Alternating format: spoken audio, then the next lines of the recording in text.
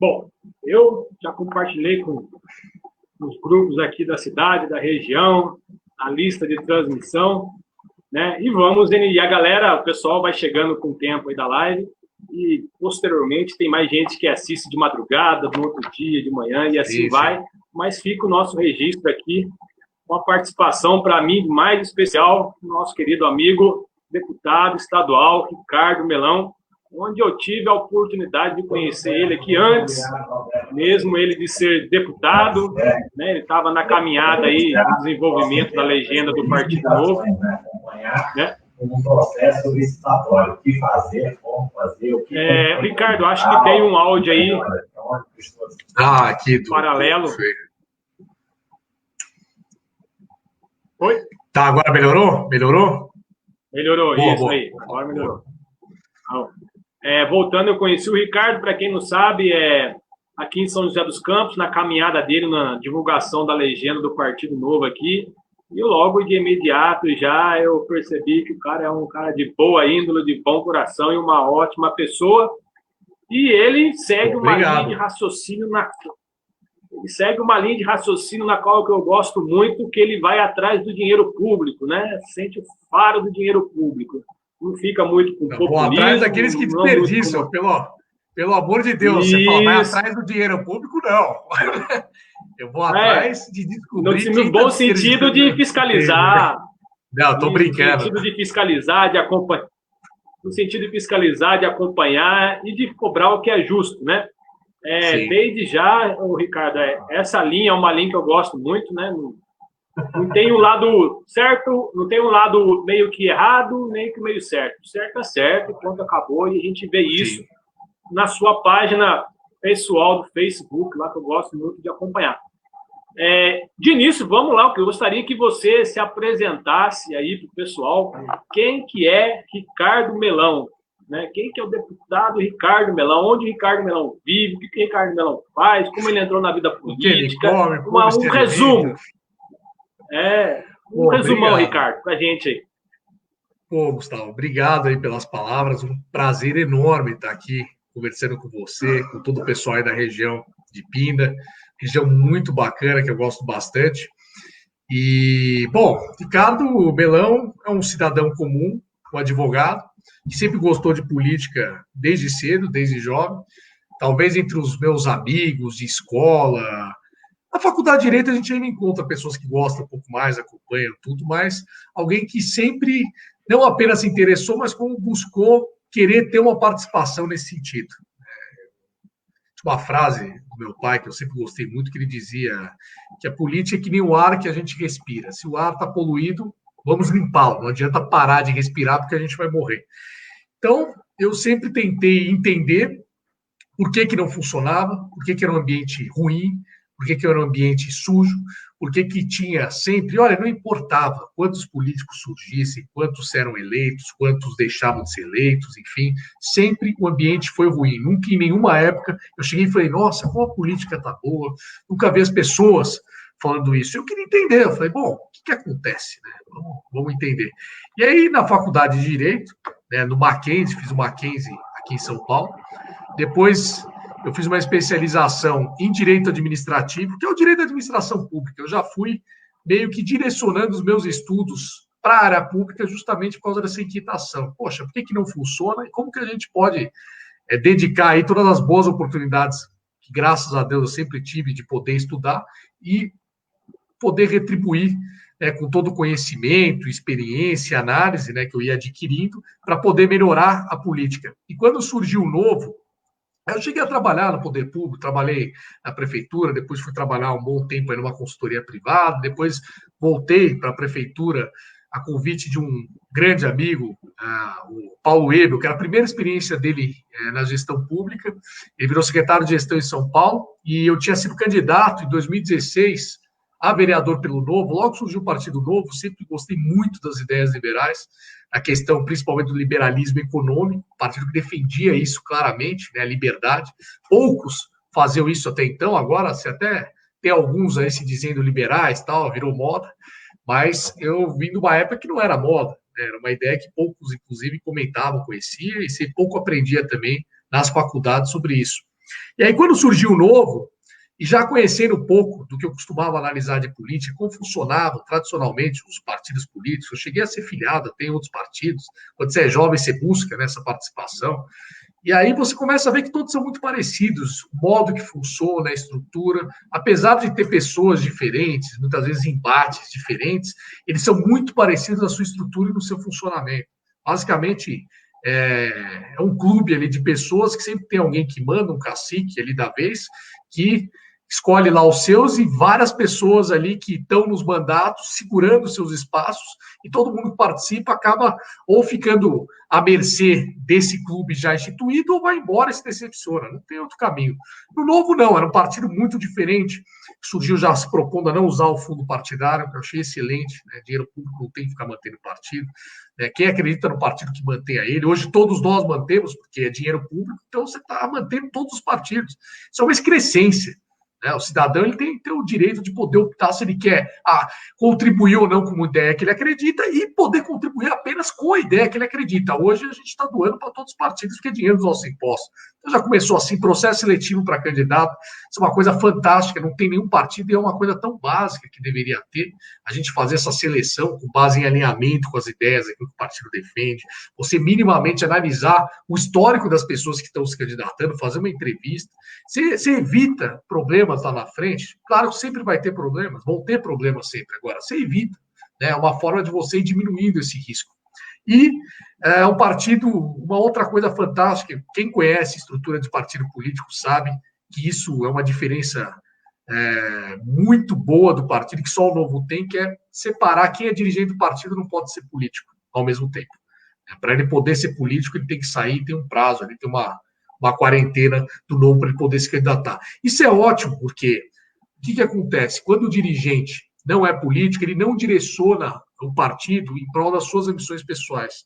Ele mantém o partido fiel à sua linha, que é a linha daqueles que são filiados, que são aqueles que mantêm o partido até financeiramente, né? Quem sustenta o partido. Então, o membro do diretório ele vai servir também como uma outra esfera de fiscalização dos políticos do partido, se eles estão cumprindo com aquilo que o partido sempre propôs. Então, é um sistema de governança que não existe, realmente novo. Então, pela primeira vez, quando surgiu em 2015, seu registro, eu já acompanhava o Novo nas redes sociais, né, as ideias do Novo, tudo. Quando saiu o registro em 2015, eu vi que eles tinham um processo seletivo para escolher candidatos aberto em 2016. Eu falei, nossa, sempre quis entrar, está aqui um caminho bacana, um caminho seguro, um caminho reto, um caminho que você pode confiar na instituição. Antigamente, não. Você nunca podia confiar na instituição. Você poderia ter um ou outro que você considerasse um político melhor, mas você não tinha um partido que você falasse, eu confio nesse partido. No caso do Novo, não. Você tem uma instituição boa, uma instituição séria, que reúne pessoas boas para isso. Então, isso que foi muito bacana. E aí eu tive a coragem de sair candidato, passei no processo seletivo, fui candidato a vereador aqui em São Paulo, só para encurtar também a história. Aí eu fui candidato, fiquei em segundo, nós elegemos uma vereadora, Janaína Lima, fiquei feliz, né, que no Novo, todos os partidos, né, os seus votos, né, mesmo se você perde, ele acaba indo para ajudar o partido a formar mais cadeiras, né, no parlamento. E ali eu contribuí para pelo menos a gente ter uma cadeira, que foi uma cadeira essencial para mostrar que a gente cumpria com o que a gente falava em campanha, né, de redução de privilégios, de gastos de gabinete, tudo. E aí, quando em 2018 vieram as eleições nacionais, estaduais, eu continuei, viajei muito por cidades do interior, havia muitos núcleos do Novo no interior, Gustavo, você viu bastante isso aí também na região, que propagandeavam o Novo, e isso era interessante, eles acabavam me chamando muito para falar, por causa da minha experiência de candidato. A Janaína tinha sido eleita, e ela, claro, como vereadora, ela acaba o tempo dela ocupado, ela consegue ir numa viagem ou outra para conversar. Eu era o segundo, tem aí o segundo aí, o Melão, vamos chamar ele aí para falar como é que foi a experiência de ser candidato pelo Novo, tal, com todas as dificuldades que isso também tem, né? Porque é um partido que você não tem fundão eleitoral, você não usa, graças a Deus, mas te coloca em desvantagem uma série de outros partidos, né? Que o cara já sai gastando, tal. Então, qual é o desafio de você fazer uma campanha alinhado com princípios, valores e ideias ali, com aquilo que a gente defende? E aí foi isso. Aí eu me candidatei a deputado estadual em 2018, elegemos 4 deputados estaduais, eu fiquei ali em quarto, né? Entrei ali raspando, mas muito feliz, né? Muito feliz aí, pô, com a ajuda de grandes apoiadores aí que me acompanhavam pelas redes sociais, que gostavam das ideias, daquilo que eu falava, e sempre procurei ter esse contato direto também com todos, né? Usar muito as redes sociais como um instrumento de contato, não apenas para você se divulgar ideias, mas também para estabelecer uma conexão direta com as pessoas, que a política é assim, hoje você tem uma tecnologia que te permite isso, e aí cá estou como deputado estadual aí na Assembleia Legislativa de São Paulo, sabendo que nós não somos eternos na política, nem é esse o objetivo. Isso é outra coisa muito bacana do novo, é você não poder ficar mais que 2 mandatos no mesmo cargo. Isso é muito bom, Gustavo, porque te traz a sensação que você tem uma oportunidade ali para fazer um trabalho bem feito. E, diferente dos outros políticos, de outros partidos que não têm essa limitação, muita gente acaba calcado naquela ideia de eu preciso sobreviver aqui. Eu preciso. Ele começa a pensar sempre em termos de eleição, na próxima eleição, porque ele precisa sobreviver de qualquer jeito, e, enfim, aquilo se torna a razão de vida dele. No novo, não, a gente vem com esse espírito de serviço, você tem um tempo limite. Então, teu pensamento é, puxa, eu preciso fazer um bom trabalho, deixar aqui um legado, senão, de que valeu essa experiência de vida? Né? A gente deixa os nossos trabalhos, eu acabo deixando de advogar, estou com 35, vou fazer 35 anos semana que vem. É um período importante, né, para a gente crescer profissionalmente, mas é um período que eu acabei me dedicando na vida pública por um sonho de sempre, né, por uma vontade de fazer diferença, de me dedicar a isso. Então, a gente acaba deixando fazer tudo isso. Poxa, tem que ser um momento que vale a pena, que você amanhã vá ter orgulho, não sei onde eu vou estar, o que eu vou estar fazendo, mas pelo menos falar, poxa, minha passagem na vida pública, eu deixei algo importante ali, fiz diferente, né? Não fui igual a todos os outros, não serviria de nada. Né? Para que a gente entrou para ser igual a todos os outros? Se você não quer fazer carreirismo político, qual que é o sentido? Aqui em Vale do Paraíba, aqui em Pindamonhangaba, a maioria das pessoas me estão acostumadas, eu, Gustavo, falando da política municipal.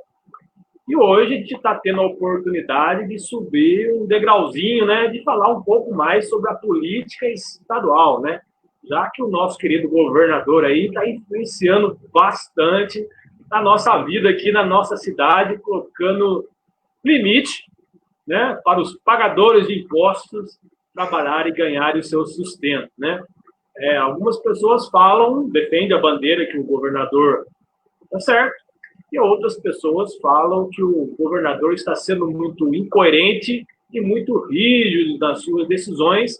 E aqui no Vale do Paraíba, principalmente aqui em Pindamonhangaba, na minha interpretação e numa grande maioria da interpretação de muitas pessoas, acho que o governador do estado de São Paulo está sendo muito incoerente nessa lacração total. Como eu falei, a gente está entendendo que, Ricardo, que o governador nivelou Pindamonhangaba, Taubaté, São José dos Campos, Caçapava, Roseira, Aparecida, Guaratinguetá, nivelou a cidade de São Paulo, né? Ele e o Bruno Covas sentaram lá e falaram assim, vamos todo mundo passar égua igual a cidade de São Paulo. E fechou, lacrou tudo, fez o decreto estadual e, como consequência, vieram os decretos municipais. O governo federal, você sabe, que tentou falar que o município tem autonomia, mas, né, não é bem assim, o município fica na ponta de faca, o primeiro a apanhar, o primeiro a sofrer e o último ter o recurso para resolver, né?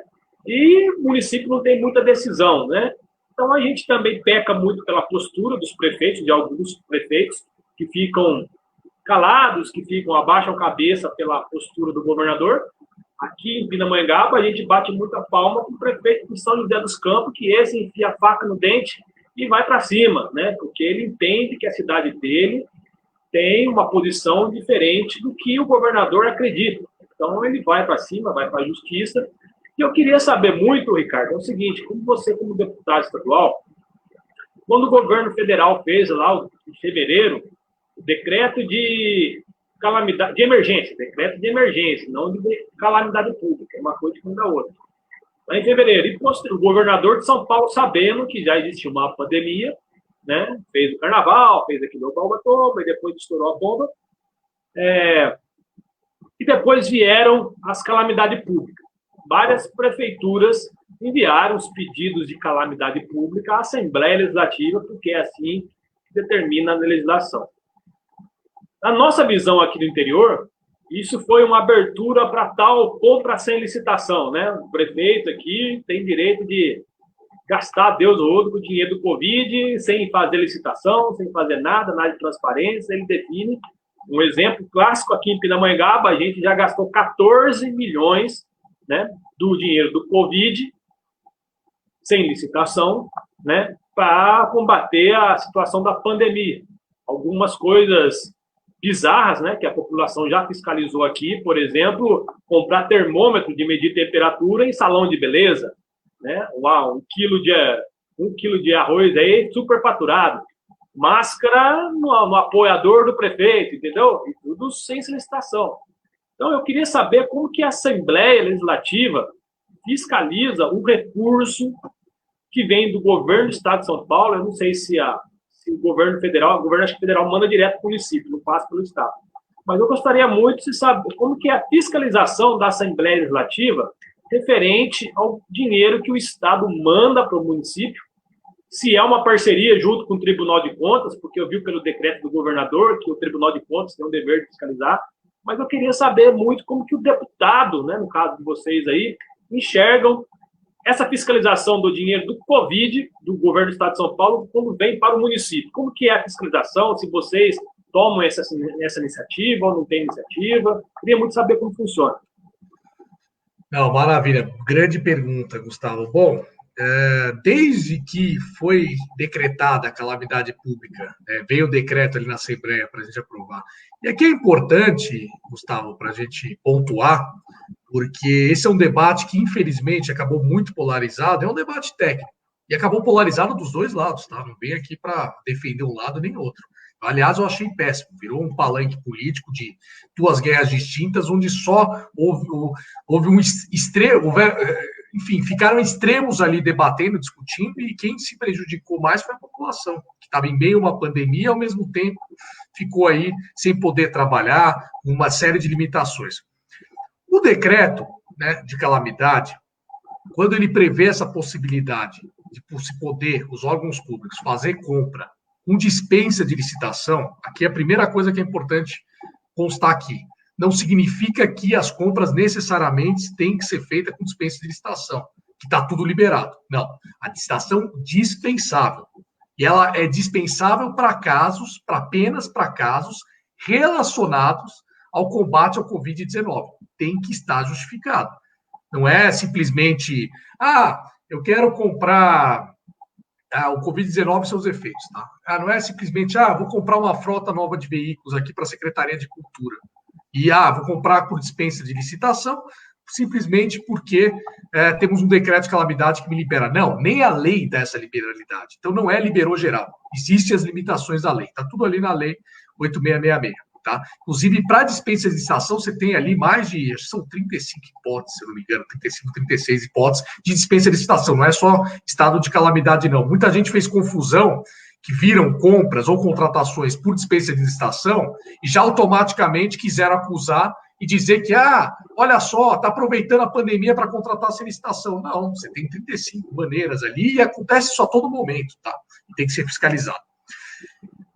Numa situação de pandemia, é necessário o estado de calamidade, né, esse decreto, essa decretação?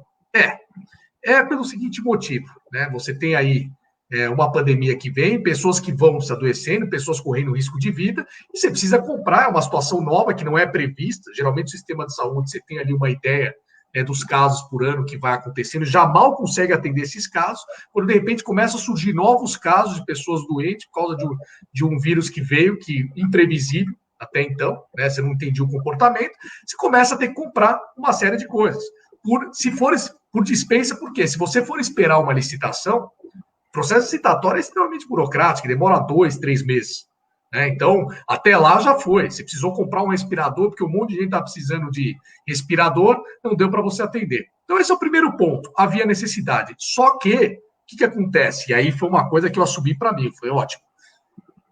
É uma situação de calamidade, mas isso exige, né, porque é necessário essa flexibilidade, mas isso exige de nós um trabalho redobrado de ficar de olho se essas compras estão sendo feitas, primeiro, estão realmente relacionadas ao Covid-19, os preços que estão sendo pagos realmente estão ao sobrepreço disso, estão muito maiores do que o que está sendo vendido no mercado, o que também abre uma janela muito perigosa para acontecer o que você está falando. Né? Você tem muita gente mal intencionada, e desculpa, ninguém aqui acredita que nossos políticos são anjos que caíram do céu, que estão apenas interessados em salvar vidas, não. Abre muito espaço para quem é picareta se utilizar disso para, puta, agora eu vou fazer meu caixa. Ainda mais que nós estamos em ano de eleições municipais. Né? E a gente sabe que é um ano perigoso, que tem muito prefeito aí que quer se reeleger, muita gente aí pensando nas eleições, e é um perigo se utilizar dessa situação, que aliás seria péssimo, né? Você pegar uma situação de saúde pública, onde as pessoas estão correndo risco de vida, muitas pessoas estão morrendo, para você se aproveitar, em vez de gastar o dinheiro aí para salvar vidas, que a gente sabe que é complicado, porque também cai a arrecadação do poder público, então, e você precisa adquirir coisas, é uma época péssima, é terrível, juro, é uma situação muito complicada, terrível. Então, o que eu fiz? Eu falei, dobrou nossa responsabilidade. Quando veio o decreto, eu olhei primeiro, já tinha saído esse decreto de calamidade em nível federal, o Congresso já tinha aprovado, eu peguei lá o decreto e vi o seguinte, tem um grupo instituído de fiscalização desses gastos, oficialmente, né, o próprio Congresso tinha ali um grupo misto, né, de deputados de diversos partidos. E aí uma das primeiras perguntas que eu fiz foi para o presidente da casa, falei, poxa, vai vir um decreto, vai ter esse grupo aqui ou não? Né? Eu fiz ali, coloquei, quando veio o decreto, veio a instituição desse grupo. E aí tinha representação de todos os partidos.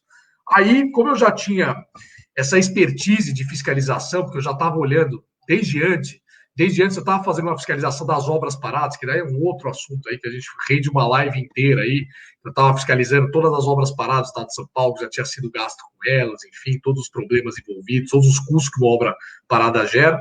Eu falei, eu já tenho essa expertise, eu falei, se tivesse a comissão, eu gostaria muito de pedir para a minha bancada, de ser um representante do Partido Novo nela. Eu já tenho expertise, eu tenho uma equipe técnica que já faz esse trabalho. E aí, eu fui escolhido. E quando começaram os trabalhos, primeira coisa que a gente começou a constatar, Gustavo, falta de transparência. Então, eu falei, cadê os gastos? E na lei federal, também tinha ali, também aprovaram, quando aprovaram uma lei federal com assuntos relacionados ao combate à Covid, você tinha ali também a previsão de que todos os gastos feitos com o combate à Covid deveriam estar disponibilizados num site único para esse fim, para as pessoas poderem fiscalizar. E no governo do Estado de São Paulo, você não tinha esse site, você tinha um link do site da Secretaria de Saúde, que abria ali uma planilha bem mal feita, mequetrefe, dizendo ali um pouco dos gastos. Já começou a nossa cobrança. Se você reparar, nas minhas próprias redes sociais, você já vê que a gente vai começando essa cobrança de primeiro para poder fiscalizar, cadê os dados? Eu fico mandando, desde o começo, eu mandava requerimento de informação. A cada semana do decreto de calamidade, eu falei, eu mandava requerimento de informação, é uma função do deputado, você manda, você tem um prazo para ser respondido, infelizmente é um prazo longo, e numa situação de pandemia se revelou muito longo também, porque as respostas demoraram para chegar, então a gente pressionando ali, ficando em cima, mas eu mandava lá toda semana dizendo, eu quero saber todos os gastos relacionados à Covid dessa semana, quais foram os fornecedores, qual foi o valor unitário, quanto foi gasto, para que foi gasto, qual foi a utilidade. Ia mandando, eu falei, vamos mandar, vamos ficar enchendo. Eu sabia que eles não iam responder, mas eu falei, vamos mostrar que a gente está de olho, que não adianta não divulgar isso, porque tem gente de olho, eles vão ser obrigados a divulgar. E aí fizemos essa pressão. Na própria comissão desse grupo de trabalho dos deputados de diversos partidos, já na primeira reunião, eu já apontei isso, eu já provei, eu falei, olha, tenho aqui uma sugestão de tabela, a tabela que o governo do Estado disponibilizou no site, ela está muito incompleta, vou te dar um exemplo, tá? Como é que era divulgado ali? Era assim, gastamos, sei lá, 15 milhões de reais com o quê? Com luvas da espécie tal. Tá bom, gastou 15 milhões de reais com luva, tá aqui no meio do contrato tal. Mas, primeiro, quantas luvas foram compradas? 15 milhões de reais? Eu não sei se é. Você nunca vai saber se é muito ou é pouco, porque você não sabe quantas luvas foram compradas. Você tem que ver o valor unitário. Eu falei, não, eu quero saber o valor unitário. Quero saber para onde está indo. Porque se você não fala para onde está indo, o dia que você começa a questionar se são luvas, vamos dizer, fantasmas, você, na última hora, você começa a investigar e vê, não, foi lá para o hospital tal, aí dá um jeito. Você fala, não, eu quero saber, se colocou, você vai dizer para onde foi, porque a gente vai ligar lá e vai perguntar, essas luvas chegaram? Olha, falaram, compraram tantas luvas aí, entregar aí. Essas luvas chegaram ou não aí? Você conferiu, tal, dá para você ir no local, verificar, enfim. Enquanto você bota esses dados, né, quando você joga a luz, as pessoas começam a ficar mais temerosas, porque sempre você está sujeito a alguém olhar lá, ver e lá verificar. Então, você vai evitando um pouco esse tipo de situação. A gente queria saber, né, nome lá do fornecedor, tinha uma série de informações. Eu coloquei uma tabela, essa tabela foi aprovada e a gente mandou oficialmente dizendo, não, a gente quer os dados disponibilizados seguindo essas informações. Demorou lá um pouco, aí teve pressão, apareceram os órgãos de transparência, começaram a divulgar no jornal, os órgãos de transparência, São Paulo estava lá embaixo, no quesito transparência também. Foi uma briga conjunta, né? Nossa, de vários órgãos, enfim. Eles melhoraram. E aí eles fizeram lá, tem um site de transparência único do governo do estado de São Paulo. Se você abrir, é transparência.sp.gov.br. Eles agora disponibilizam as informações, né? E aí você reclama, eu falo, não, quero em formato aberto. Foi uma das últimas brigas. Formato aberto é, quando você abre, é numa planilha de Excel. Quando você abre, você consegue fazer os filtros. Aí você filtra, né, por assunto, fica mais fácil fiscalizar. Só que eles não, eles deixaram naquele formato do site, você não conseguia abrir aberto, você tinha que ficar olhando um por um. E eu botava a minha equipe toda semana, eu falei, analisa tudo, vê os valores unitários, vamos comparar com a BEC, que é a Bolsa de Compras do Estado de São Paulo, para ver quanto que eles já pagaram nesse produto. Vamos tentar fazer uma pesquisa de mercado, chegando até a ligar para fornecedor, para, poxa, quanto vocês fazem aí? Estou interessado, quero comprar luva, tal, quanto vocês estão fazendo para saber os preços atuais, porque também tem uma outra questão, Gustavo, e aí eu falo para fazer um trabalho sério, para fazer populismo é fácil. Você compara com o ano passado, vê que pagou mais agora e já cai de pau. Só que você tem uma situação de mercado, que, né, tem uma procura muito grande por esses produtos, eles vão subir um pouco de preço. Né? Vai subir agora, não vai ser aquela coisa, você fala, poxa, pagou 4, 5 vezes. Uma coisa, a unidade custava 20, eu comprei por 27. Aí você compara com os outros estados também. Você vai no Google e coloca. Você pode ligar lá no fabricante e falar quanto vocês estão fazendo aí para tantas mil luvas. Você vai comparando preços do mesmo produto que eles compraram também, vários órgãos. Secretaria de Segurança Pública comprou para os policiais luva, pagou tanto. Secretaria de Saúde comprou e pagou tanto, é o mesmo modelo, é a mesma unidade. Você pega lá as especificações, coloca no Google. E aí tudo que a gente via de inconsistência, o que a gente fazia? Mandava lá um requerimento de informações, pedindo para se justificar. Né? Eu, inclusive, publicava nas redes sociais nossas reuniões de fiscalização. Se você vê ali pena que pouca gente vê, viu? Porque é grande, né? Você tem lá meia hora, mas eu e minha equipe mostrando, explicando como foi feito, cada item, os itens que daquela semana que a gente tinha pego e visto que tinha, tem uma discrepância de valor. A gente pega o CNPJ da empresa, vê se o objeto da empresa, são formas de você verificar, né? Se uma situação estranha ou não, você olha o CNPJ da empresa e fala, pô, ela fabrica móveis e vendeu avental. Aí você vai olhar os objetos, por quê? Né? Você vai até no Google Maps com o endereço, você vê onde está a empresa. Às vezes acontece muito, Gustavo, e isso não é proibido, tá? Pela lei, você ter um intermediário terceirizado que ele se responsabiliza por comprar e ele vai nas indústrias e compra, mas ele assume a responsabilidade de eu vou entregar por tal preço. Né? Agora, mesmo nessas compras, Gustavo, o que é bom ressaltar? Não é que assim, compra encomendei, liga aí, pronto. Você tem um mínimo de pesquisa de preço, você tem que ter uma justificativa por que você escolheu aquele fornecedor. Né? Não é que a dispensa é simplesmente a compra que quiser e você não está sujeito a nada, você está livre de tudo. Não, é isso que eu tento falar para as pessoas. O cara não tem um cheque em branco. Ele tem umas limitações, ele apenas tem uma forma mais flexível. Então a gente olhava ali, né, e via lá o preço das luvas, via a empresa, pegava pelo CNPJ, via se estava compatível, via se aquela empresa, né, existia, se ela já fazia esse tipo de trabalho, porque às vezes o cara abre na sede, vê o escritório lá, olha aí, peguei, é sacanagem e tal, mas a hora que você for ver, foi uma empresa que assumiu a responsabilidade de fornecer isso, mas ela foi atrás de várias indústrias, comprando uma aqui, uma ali, e ela assumiu a responsabilidade, eu vou trazer tantas luvas ao preço tal, né, que numa pesquisa lá que o governo fez, mostrou que era um preço razoável ali diante do mercado, do que eles fizeram de pesquisa, e ficou com a responsabilidade de entregar aquele prazo. E aí porque muitas vezes também, o que acontece, Gustavo? Você tem fábricas que não querem vender diretamente para o Estado, porque vender para o Estado fala, putz, demora para receber, processo burocrático, não quero me meter nisso, estou fora. Aí vem uma empresa e fala, não, vou comprar de você e eu que vendo. Isso não é proibido, mas são situações que você, obviamente, olha, fala, poxa, vamos entender quem é esse intermediário. Ele já faz esse tipo de venda, é comum, ou é simplesmente alguém que surgiu do nada, né? Você vê lá o ano de quanto tempo existe aquele CNPJ, você fala, o cara surgiu do nada para, opa, pandemia, vamos faturar para fazer rolo. Acontece, né? Mas a gente olha tudo isso. Então, isso aqui são detalhes de como a gente faz a fiscalização. E casos emblemáticos, mais visíveis, como, por exemplo, a compra dos respiradores chineses. Foi um caso absurdo. Nas minhas redes sociais eu tenho batido nisso com frequência. Na comissão, inclusive, de fiscalização.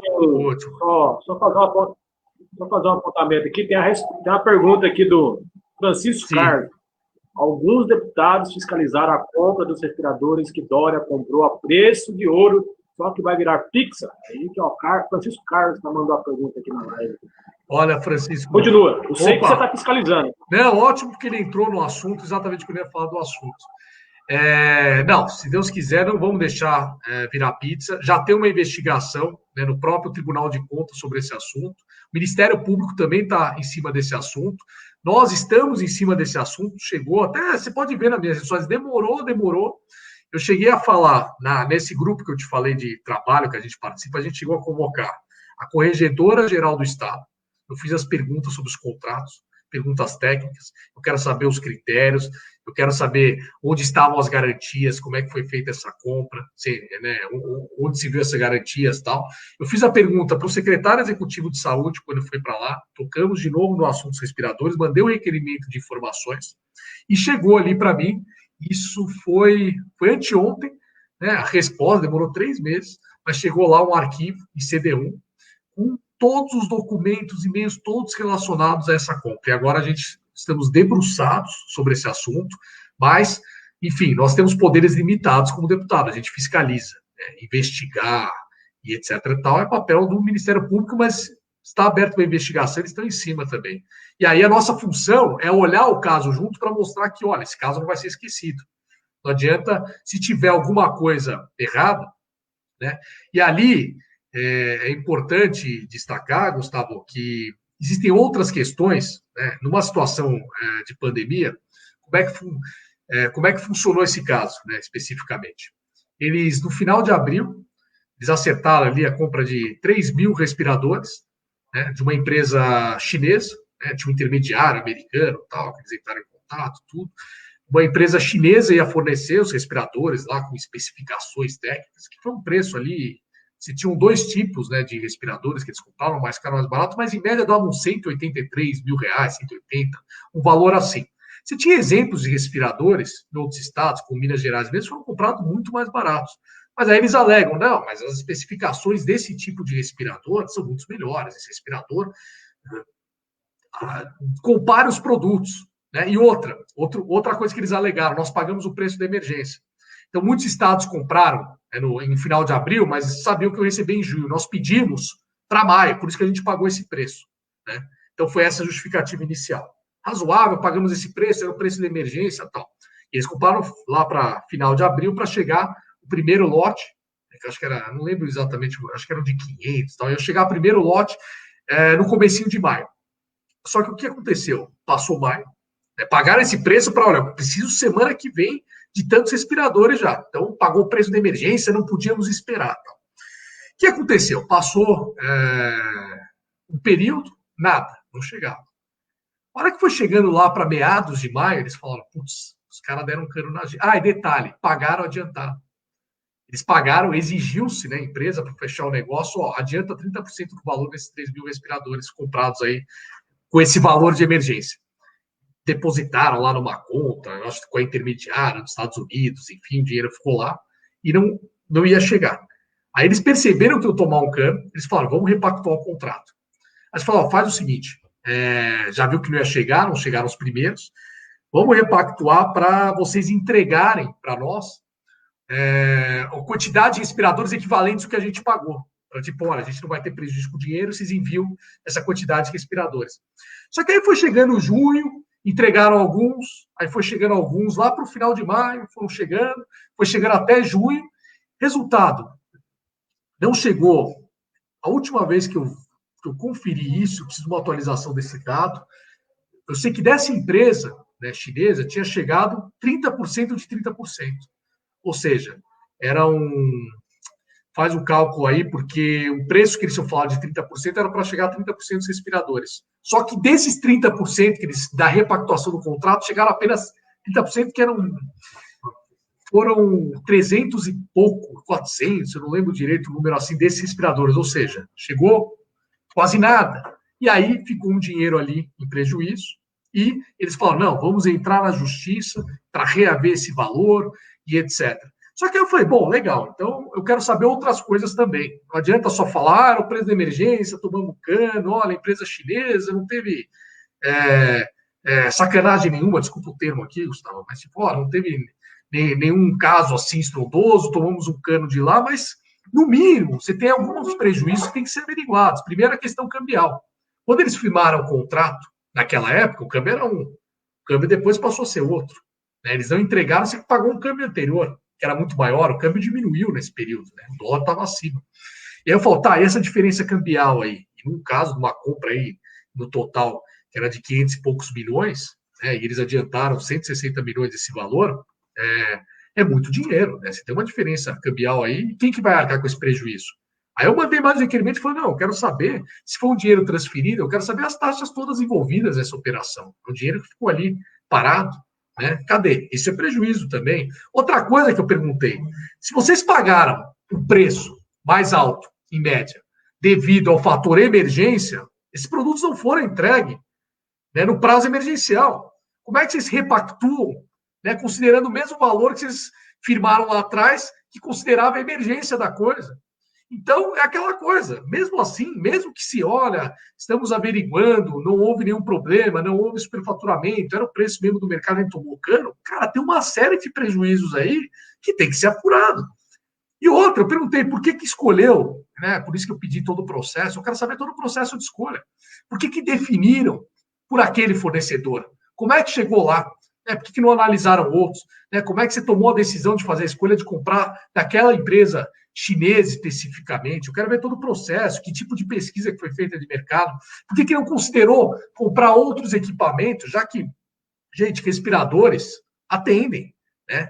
O Zema comprou lá em Minas, chegou, né, com a multa ali da Vale, da Samarco, etc. E tal. Ele comprou com aquele valor, chegou direitinho para ele ali em junho, numa boa, e pagou muito menos. Ah, mas o respirador dele não é tão bom quanto o nosso, mas havia necessidade de ter um respirador tão sofisticado para aquele momento? Eu quero entender todas essas questões.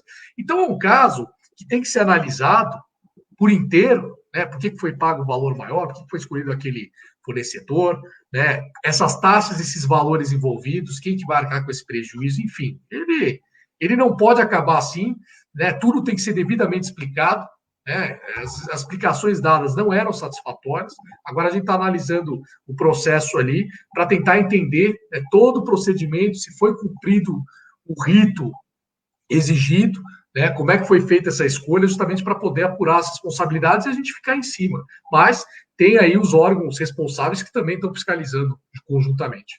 Então, é um trabalho conjunto, entendeu? Nosso, dos órgãos responsáveis, nós fiscalizando, eles tomando as medidas cabíveis, né, de fazer a devida investigação, de fazer oficialmente aí a denúncia, se for o caso, né, de acordo com as apurações, mas enfim, é um caso realmente muito estranho e que merece uma investigação.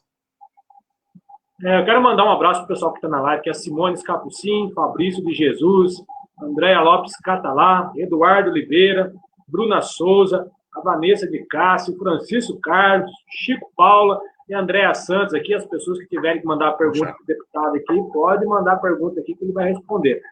Grande abraço a todos.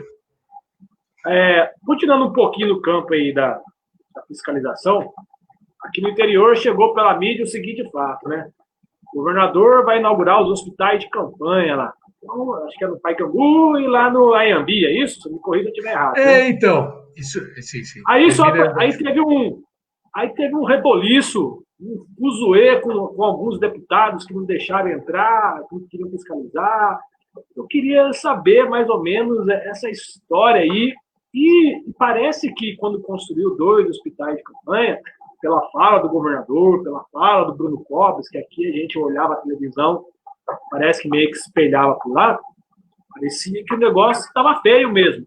E parece que com o caminhar das coisas, não foi tudo aquilo que, sabe, 2 hospitais de campanha para X tantas mil pessoas, com respiradores da China, que parecia Ferrari, né? O camarada ia respirar, sair com pulmão novo, não sei o quê.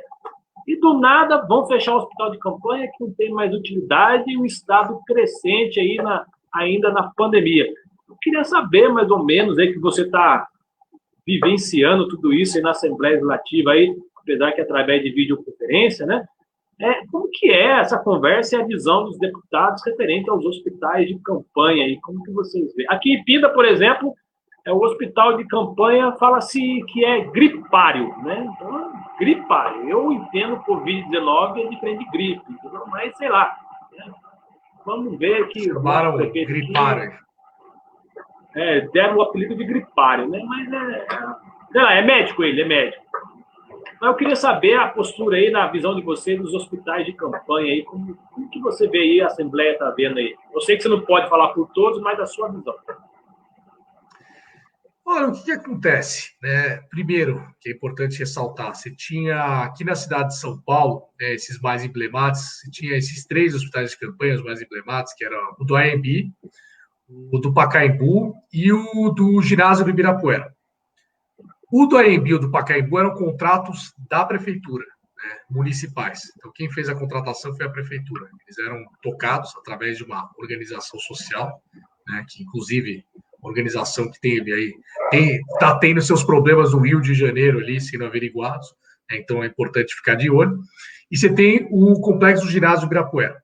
Havia uma expectativa, né, com todo, né, o início da pandemia, toda a situação que estava ocorrendo no mundo, o número de infectados, tal, e eram hospitais dedicados a atendimento de, acho que é média complexidade, que eles falam, não era para os casos assim mais emblemáticos, era aquele atendimento mais das pessoas que precisavam ficar no hospital, não internadas ali 15 dias, mas eram casos assim de 3, 4 dias, enfim, os casos piores mesmo iam para UTIs e hospitais mais devidamente equipados. Ali era para atender uma grande massa de pessoas que iam precisar de um atendimento ali, não tão grave, mas médio de complexidade, nesse caso da pandemia.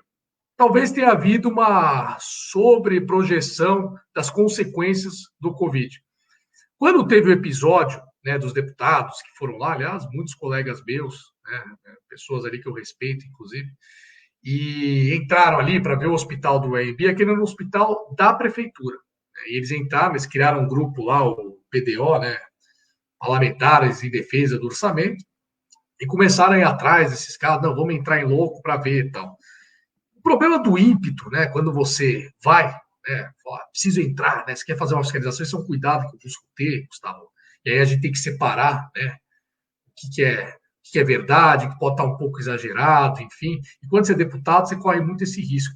Você faz aquele estardalhaço todo.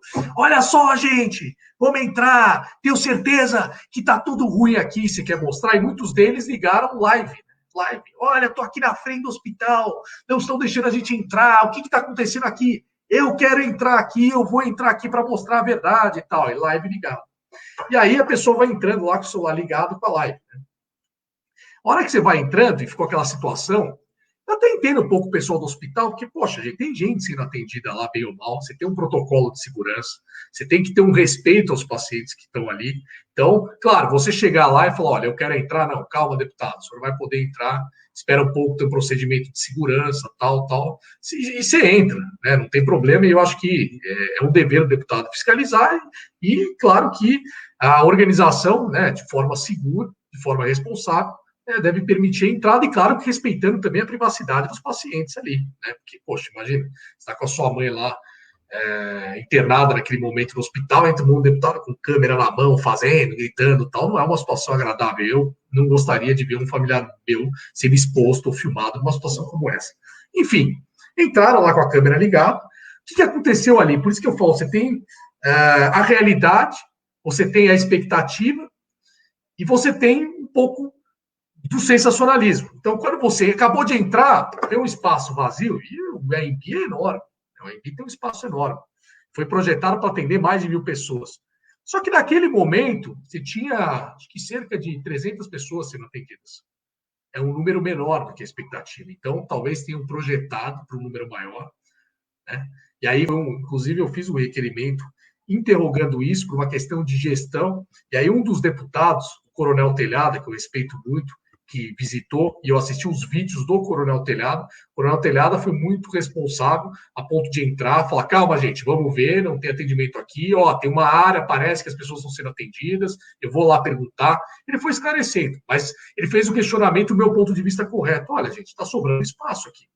Né? Pelo que eu vi, tinha uma capacidade maior, se projetou uma capacidade maior para receber mais pessoas, e você tem uma estrutura aberta no Pacaembu. Você tinha necessidade de 2 estruturas, né? Por que não colocou tudo aqui?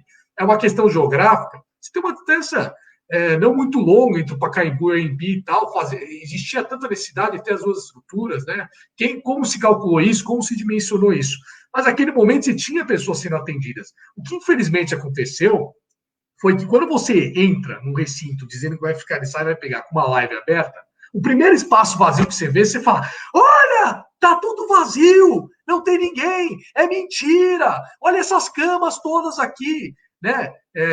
Essas camas todas sem uso, é um absurdo, compraram, etc e tal, que desperdício. Gente, quando você está atendendo 300, você montou lá 300 camas. Agora, se chegar de repente do nada, olha, hoje deu lá uma pandemia, piorou, chegou mais 100 pessoas aqui, você precisa ter lá. Você não vai, pera aí que eu vou comprar mais cama, então, que chegou 100 pessoas. Você tem que ter um estoque de reserva, né, deles. E ali você tinha aquelas camas ali, todas. Natural que tivesse. E tinham pessoas sendo atendidas, menos do que a expectativa, mas não é que o hospital estava vazio. Inclusive, passaram pessoas por lá. Eu vi de pessoas sérias que acompanharam o trabalho e disseram, olha, passaram pessoas agora. Foi um número menor do que o que foi projetado. Agora, por que projetaram a mais? É um questionamento muito válido. Por que 2 estruturas e o governo do estado ainda abriu uma terceira no complexo do ginásio de Ibirapuera? Foi um erro de dimensionamento, né? Houve um exagero nessa análise, de fato, ou teve alguma outra questão que tem que ser analisada, por que fizeram um contrato muito maior, né? Houve desperdício de dinheiro público, tudo isso tem que ser questionado, analisado, visto. Né? Agora, a gente tem que ir do lado, né? A verdade está sempre ali, né? Você tem uma versão, a segunda, e você tem a terceira, que é a verdade. E eu sou muito cético nesse sentido. Então, não é porque eu olho um vídeo ali, olha, tá vazio, tal. Eu falo, calma, gente, calma. Né? Ninguém é tão... a gente também tem que entender, Gustavo, que mesmo as coisas erradas, elas não são tão descaradas assim. As pessoas têm que ser mais céticas. Não é tão descarado assim, né? Quem quer fazer uma coisa errada não vai deixar tão explícito, tão descarado. Não é assim que você vê. Eu falo por experiência averiguando esses casos. Muitas vezes eu olho na minha equipe, a pessoa olhava e fala, olha aqui, peguei e tal, olha isso. Eu falei, calma. O cara não é tão descarado assim. Essas coisas são muito mais discretas, né? Geralmente estão nos valores maiores, estão em margens não tão escabrosas, porque hoje você tem muita gente em cima, você tem muita luz, você tem muita tecnologia para investigar. Então não é que você vai pegar na hora a coisa. Eu já sou meio cético, eu falo, calma, vamos analisar melhor, vamos ver que não é assim. Não existe um hospital ali completamente fantasma, escondido, que não tem ninguém, está todo mundo botando um tapume, ninguém é louco, é óbvio que alguém vai descobrir isso um dia, é óbvio. Entendeu? Que vão descobrir aquilo um dia. Então, se tem, não é assim que você vai pegar, não é entrando lá, eu sabia que estava vazia essa estrutura, que isso aqui é uma enganação para o povo do teatro. Não é assim. Não é assim. Né? Talvez são outras formas, através dos produtos, através de, poxa, né, quantos chegaram, quantos foram usados, a coisa é melhor feita. Né? Infelizmente, esse pessoal já é mais descolado, né? Então, tem que analisar esses fatores. Então, a minha análise é essa. Talvez houve lá um subdimensionamento da situação, né? Talvez montaram estruturas muito maiores do que as necessárias, e aí tem que ver qual foi o critério que eles usaram. Né? Se seguir um critério, ou simplesmente falar, não, contrata mais aí. Tudo você tem que ver onde está embasada aquela decisão. Né? O que embasou a decisão de você acreditar que precisavam de 3 hospitais, um do governo do estado, 2 da prefeitura, né, de campanha, enfim, os leitos existentes não iam dar conta, né? Qual foi o dimensionamento, qual foi o cálculo utilizado? É isso que você tem que ver, né? E para tudo é critério. Eu falo, nessa pandemia, tudo é matemática. critério, matemática, análise. Nada pode ser subjetivo. Ah, eu acho. Ah, eu estimo. Que é aí que se abre margem para as coisas ruins ou a incompetência proliferar, né? Os exageros e tal. Você tem que ter uma análise. Qual foi o critério colocado? É mesmo a questão das cidades, né? Por que uma está aberta, uma está fechada? A gente sabe que existe uma pandemia. Não vou aqui diminuir falando que é só uma gripezinha, gente. Não é, uma coisa muito séria no mundo inteiro. Pessoas estão morrendo, né? Conheço pessoas próximas que morreram. É extremamente sério. Mas você tem toda aí uma questão de, poxa, né? Há uma necessidade, né? Principalmente em relação ao sistema de saúde, né? Quantos leitos existem, o percentual de pessoas que foram impactadas com o vírus, quantas vão precisar de leito nos hospitais, né? Quantos leitos, né? Qual é a estrutura existente, né? Como está sendo o índice de proliferação disso. Não dá para você fechar também todo mundo simplesmente e ficar lá um ano fechado, porque, gente, a economia não aguenta, como você falou, né? O comerciante precisa sobreviver, você vai gerar outros problemas para a sociedade muito graves, né? Você vai gerar problemas muito sérios na economia, a gente está sentindo os efeitos disso. Mas você tem que analisar, é um equilíbrio, né? E aí tudo é dado, né? Você tem que fazer testagem em massa para entender a situação, você tem que saber qual é a capacidade de leito para atender as pessoas, você tem que saber o índice de proliferação, né? Quanto está indo, cada pessoa está, em média, está infectando quantas outras, né? O quanto está crescendo a pandemia, e aí você faz as projeções e você fala, bom, aqui a situação está muito perigosa, não vamos ter leito para atender. Ah, vai ter leito em outra região que está melhor para atender? Ah, tem, então beleza, né? Não vamos sacrificar e fechar tudo. Porque essa é a medida mais conveniente. Ah, fecha tudo que é mais seguro. Né? É igual aquela coisa, você quer diminuir acidentes em estrada, você fecha a estrada, não viaja mais ninguém. Né? Fala, quer colocar a zero, você fecha a estrada completamente. Não, né? As pessoas precisam viajar, mas você pode criar lá políticas para que as pessoas viajem de forma cada vez mais segura e você tenha o menos acidente possível, até o ponto que você consiga ter uma viagem zerando o número de acidentes. Né? Então, eu acho que esse equilíbrio tem que ser buscado. Né? Eu quero fazer... A Simone Scapucci fez uma pergunta aqui, e ela puxa muito pedindo sua opinião, uma coisa do município nosso, que queria sua análise, mas eu vou fazer essa pergunta para você mais à frente. Eu quero emendar agora essa questão que você falou do abrir e fechar. Para quem está acompanhando a nossa live, o Ricardo Melão, que faz parte de algumas comissões, para quem não sabe, a comissão é um grupo dentro da Assembleia Legislativa que foca em alguns assuntos específicos dentro do Estado de São Paulo. O Ricardo, ele faz parte da comissão de assuntos metropolitanos e municipais, comissão de finanças, de orçamento e planejamento, e a comissão de atividades econômicas. Então, vamos dizer que você está em duas comissões aí, que é de extrema importância para a nossa região aqui, vamos dizer, do Vale do Paraíba, região metropolitana do litoral norte do Vale do Paraíba, aí, sei lá, não, acho que é isso mesmo. Mas, né, e a gente está sofrendo muito, como eu falei no começo, Ricardo, você abordou bem interessante alguns pontos, o que abre, o que fecha, né, a questão do decreto do governo estadual, né, de flexibilização, e que ele faz esse decreto baseado em número de contágio, de leitos, e faz o zoneamento com cores, né? Então, a nossa região aqui do Vale do Paraíba, ela tem duas regiões, a região de São José dos Campos, né, e a região aqui de Taubaté. E aqui a gente está na fase laranja, não na fase amarela, como está São Paulo e a cidade de Santos. E assusta muita gente, né? Fala, pô, São Paulo está laranja, amarelo, e Santos está amarelo, né? A única hipótese que a gente pensa é que o governo de São Paulo é PSDB e o governo de Santos é prefeitura de PSDB, por isso que o governador falou, opa, amigo, a gente acha. Né? E não demonstra critérios técnicos. Eu acho, Ricardo, não sei se você concorda comigo, o problema não é fechar, o problema é como fechar. Quando você tem transparência e age de maneira transparente, clara, o empresário, ele também é inteligente, porque ele tem empreendimento. Ele vai entender, e o empresário não é um genocida que quer matar todo mundo a troco de lucro. Não, ele tem família, tem empregados têm família, né? Mas ele também tem um negócio dele. Natural, como todo ser humano.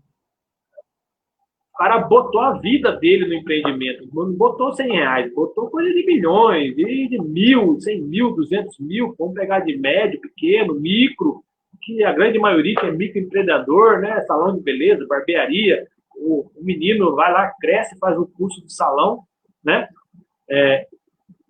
Faz um curso de cabeleireiro, abre no quintal de casa, começa a ganhar o dinheiro dele, vira empreendedor, entendeu? Então, esse tipo de pessoas estão fechadas. Aí vem o governador, junto com alguns prefeitos, alguns, cabra macho, vai para cima. No caso do que eu falei para você, aqui no São José dos Campos, a multa aqui, vai indo para cima do governador do estado de São Paulo, não concorda. Umas 3 vezes a justiça fechou ele lá, cortou o barato dele, né? E o Taubaté, aqui tem o CODIVAP, que é o Conselho de Vale Paraibano de Prefeitos, fizeram uma reunião e tentaram ir juntos para cima do governador, mas só ficou uma multa. Infelizmente, nosso prefeito ficou internado, pegou Covid, em vez de 14 milhões investidos aqui, o Covid ele não ficou aqui, foi para São Paulo. Mas é uma outra história. Eu queria saber a sua opinião é o seguinte, baseado nessas comissões que você faz parte, o que eu vejo muito, Ricardo, é que parece que os prefeitos aqui da região metropolitana do Vale do Paraíba, que estão meio sozinhos, alguns batendo no governador. Não tem aqui, batendo não, querendo questionar o governador, até que eu sei que é uma decisão entre o executivo, né?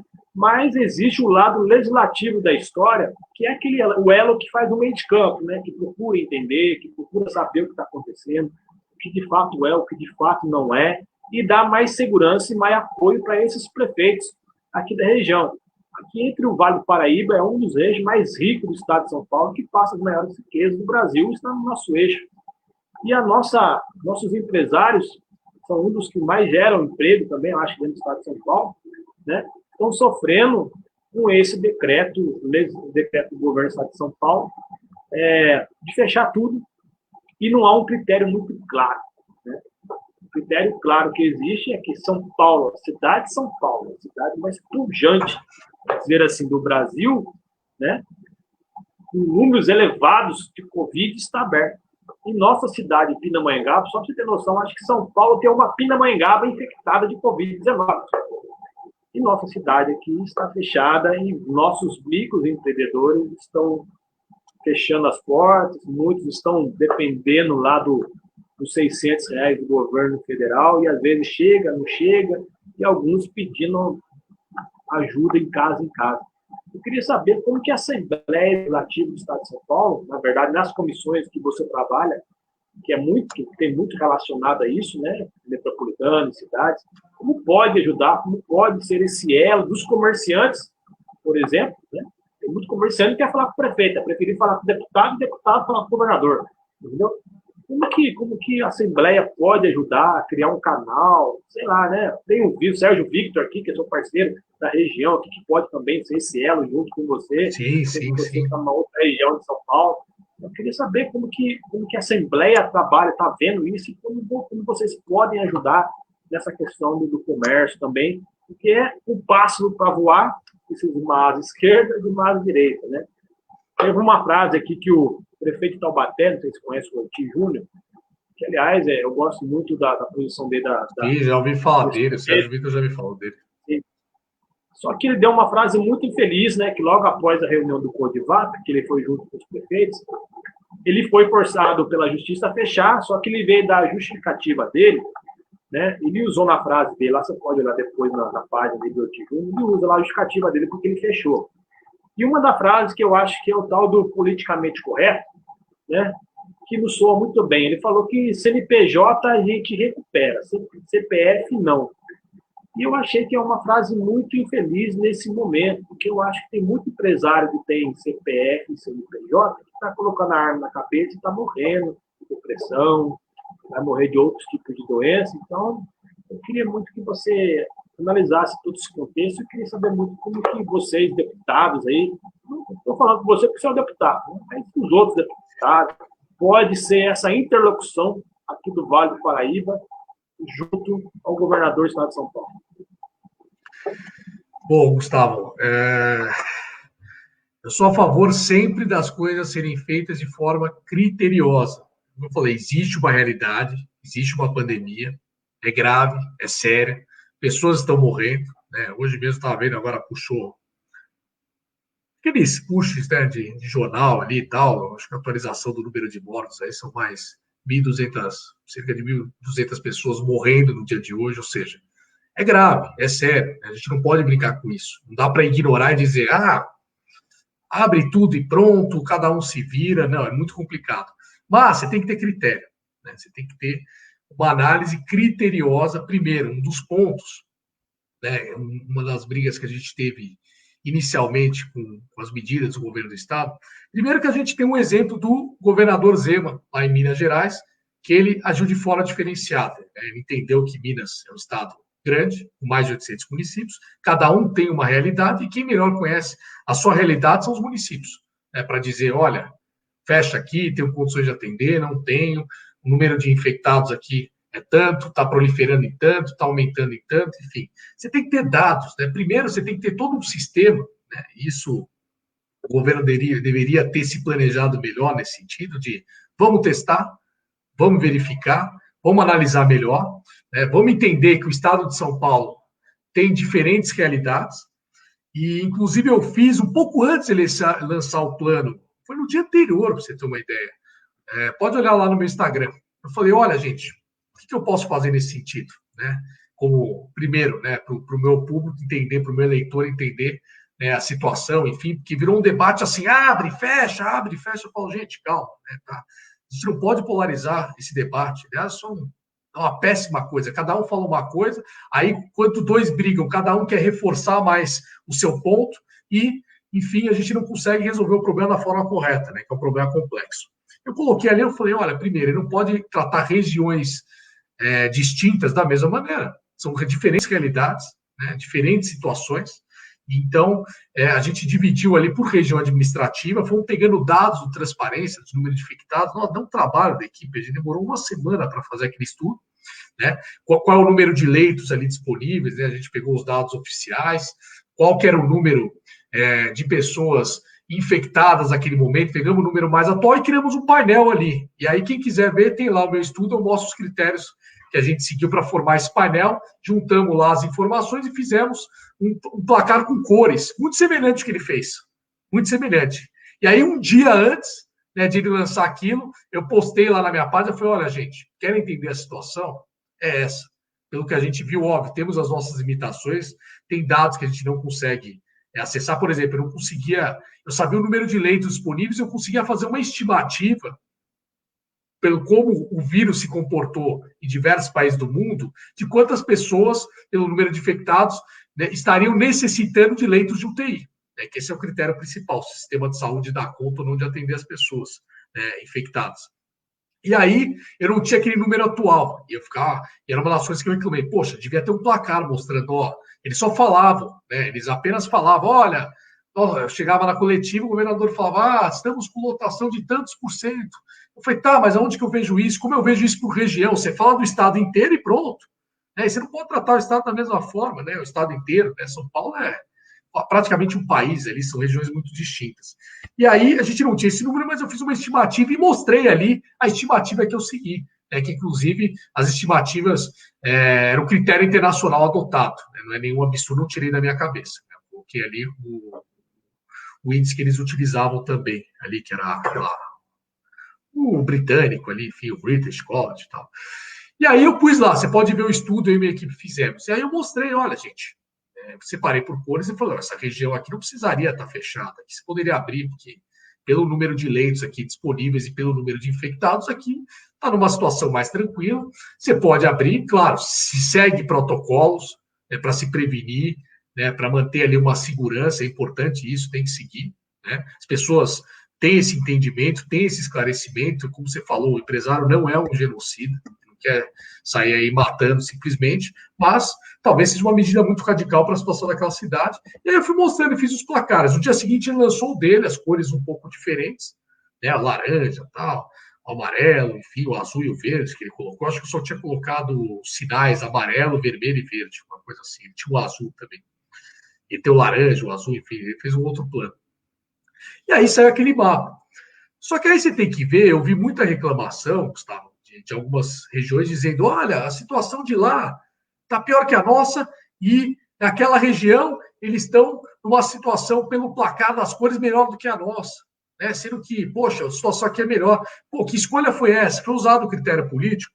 Eu não me informei especificamente, Gustavo, eu confesso, de cada região específica, então eu não sei aí no caso de Pindamonhangaba, né, como que está exatamente, como estão os números, né, de infectados, o índice de proliferação, para entender se o critério aí utilizado é correto ou não com a situação. Mas eu acho que a primeira coisa que a gente tem que ver é como é que está o placar do jogo e se tem uma outra região, né, o placar do jogo semelhante, por que aquela pode abrir mais e essa aqui não?